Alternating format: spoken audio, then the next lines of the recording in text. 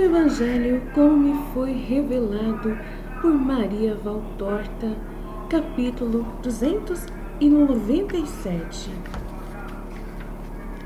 Com o discurso em Aera termina a segunda grande viagem apostólica.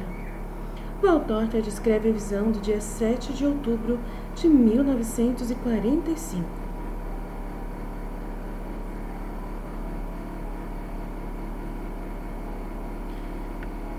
Jesus fala na principal praça de Aera.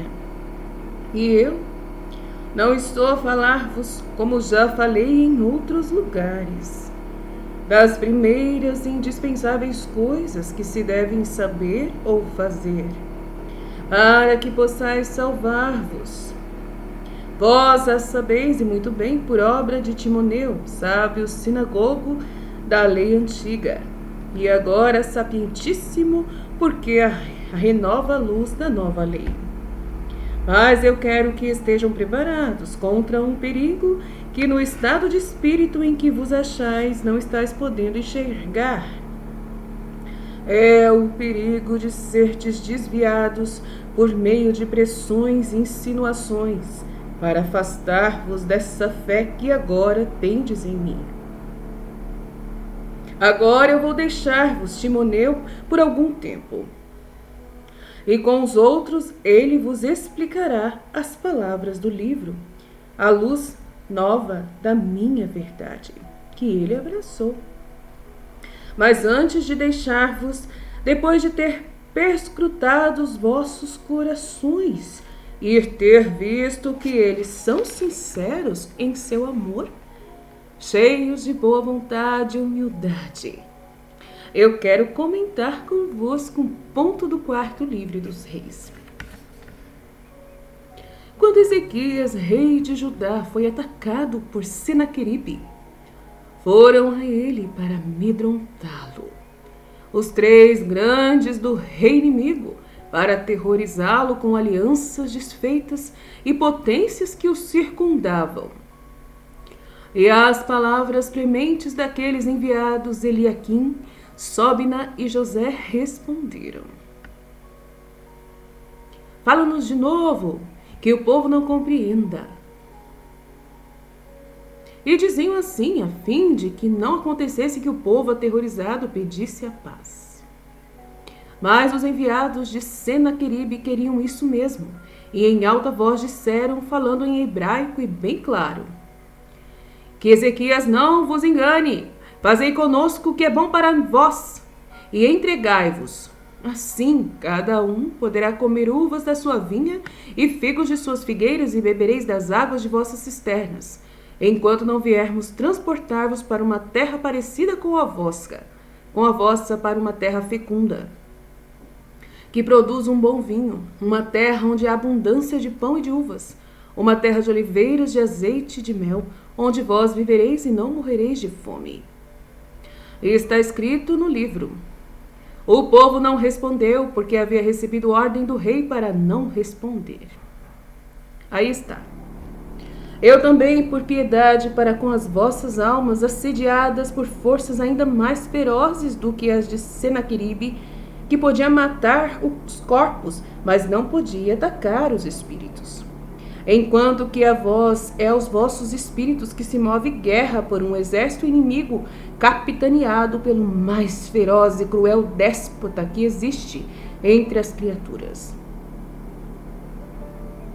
Esse é o inimigo. Rogueis aos que eram enviados para isso, os quais, para me ofenderem em vós, tentam aterrorizar a minha voz, com ameaças de tremendos castigos, dizendo: falai somente comigo.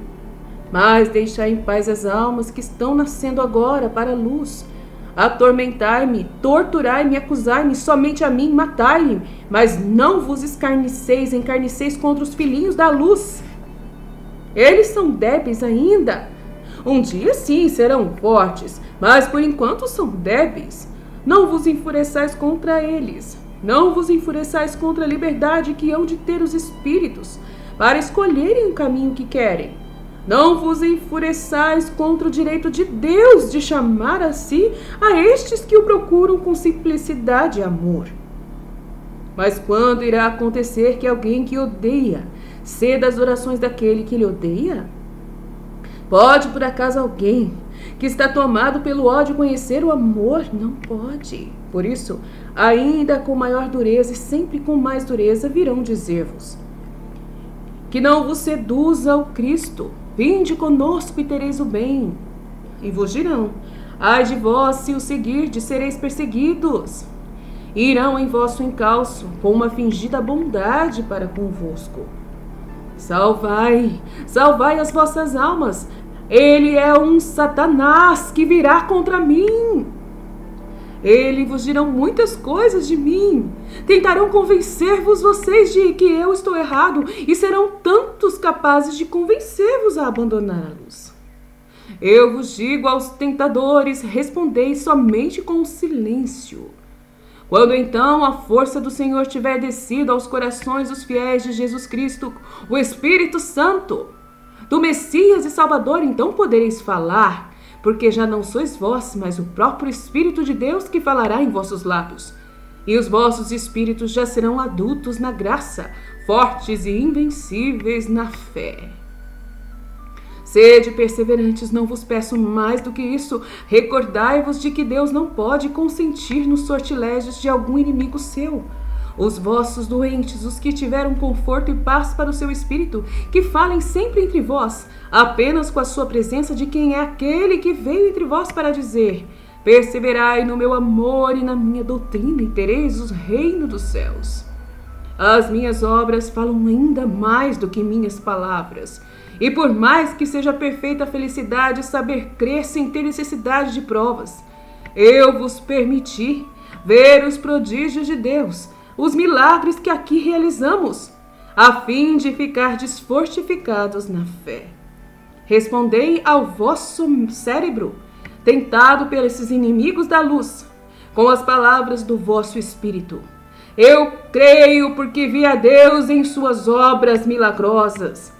Respondei aos inimigos com um silêncio operoso, e com estas duas respostas andai para frente na luz, resisti. Resisti ao mal, a paz esteja convosco.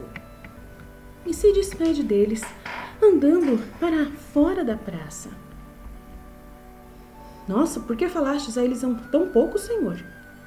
Timoneu poderia ficar decepcionado por isso, diz Natanael. Não ficará, porque ele é justo e compreende que advertir alguém de um perigo é amá-lo com um amor mais forte. E esse perigo está muito presente por aqui. Sempre os fariseus, não é? Pergunta Mateus. Eles e ainda virão outros. Estás muito cansado, Senhor? Pergunta angustiado João. Não mais do que o de costume. Contudo, estavas bem alegre nestes dias aqui passados. Será uma tristeza não ter mais discípulos contigo, mas por que os mandaste embora? Queres ainda continuar a viagem? Pergunta Iscariotes. Não, esta é a última viagem longa. Daqui iremos para casa, pois as mulheres não podiam mais prosseguir com esta gestação. Elas já fizeram muito e não devem fazer mais do que fizeram. E João? João está doente e hospedado numa casa como tu um dia também estiveste, Judas. Depois Jesus se despede de Timoneu e de outros discípulos que vão ficar naquela região, e aos quais certamente ele já deu suas ordens para o futuro, pois não repete outros conselhos. Estão na porta da casa de Timoneu, porque Jesus quis abençoar mais uma vez a dona da casa. A multidão respeitosa o observa e o acompanha, porque ele retoma o caminho para o subúrbio, para as plantações de hortaliças e para as campinas. E os mais bem dispostos o acompanham um pouco mais em um grupo que sempre vai diminuindo até chegarem a 9, depois a 5, depois a 3 e depois a 1. E esse último também vira-se para trás e volta para a sua cidade. Enquanto Jesus toma a direção do ocidente só com os 12 apóstolos, porque Hermasteu ficou para ajudar Timoneu. E assim, Jesus continua falando um ditado à porta. E a viagem, a segunda grande viagem dos apóstolos está terminando. Agora estão voltando para as conhecidas campinas da Galileia. Pobre Maria, estás mais extenuada, né? Pobre Maria Valtorta. Estás mais extenuada do que João de Endor? Eu te autorizo a omitir as descrições dos lugares. Tudo isso temos dado para os pesquisadores curiosos da história. E sempre haverá pesquisadores curiosos, nada mais. Por enquanto basta. A força se esvai, conserva para a palavra, para a minha palavra, com o mesmo ânimo que eu verificava a inutilidade de muitas das minhas fadigas. Verifico também a inutilidade de muitas das tuas fadigas, minha filha. Por isso eu te digo, conserva-te somente para a palavra. Tu és o meu porta-voz. Oh, como é verdade que para ti se repete aquele ditado. Não tocamos músicas e vós não cantastes. Nós tocamos músicas e vós não cantastes. Nós soltamos lamentações e vós não chorastes. Tens repetido somente as minhas palavras e os doutores difíceis torceram o nariz. Unistes as minhas palavras às tuas descrições. E eles ainda encontram o que dizer. E tu estás extenuada. Eu te direi quando terás que descrever a viagem, somente eu. Estás para fazer um ano em que eu te feri.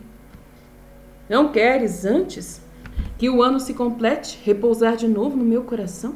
Vem então, minha pequena Marte. Olha como ele ama ela, né? E ela tá aqui, pelo jeito, ela tá passando por perseguições, né? Por contrastes, né? Das pessoas, igual a Luísa, né? Que as pessoas ficam lendo o conteúdo dela, né? E deve ficar questionando muita coisa, tadinha. E ela deve estar cansada, né? Aí Jesus falando nessa parte aqui. Nós tocamos músicas e vós não cantastes. Nós soltamos lamentações e vós não chorastes. Que é porque é do cansaço. A pessoa que está cansada de trabalhar para Deus, na hora que cantar uma música, ela não vai ter força. De tanto que ela trabalha, né? De tanto que é perseguida, de tanto que, né, tá lutando para poder servir a Deus com seu amor heróico. Eu entendo muito bem isso, que eu também tô vivendo bastante assim também, sendo bastante usada por Deus para a glória de Deus Pai, com bastante revelações místicas, que o Senhor também tem me dado bastante revelações místicas. Graças a Deus, louvado seja o nome do Senhor Jesus. Estamos aqui, eu, Maria Valtorta, Luísa Picarreta, Santa Ágreda, né, Monja Maria Cecília Bage, todas as outras místicas unidas. E queremos trabalhar. Não tenho vergonha de dizer que Jesus está me usando também, como usa muitas outras leigas, né, que podem estar a serviço dele. Amém? Deus abençoe você. Fiat, fiat, fiat.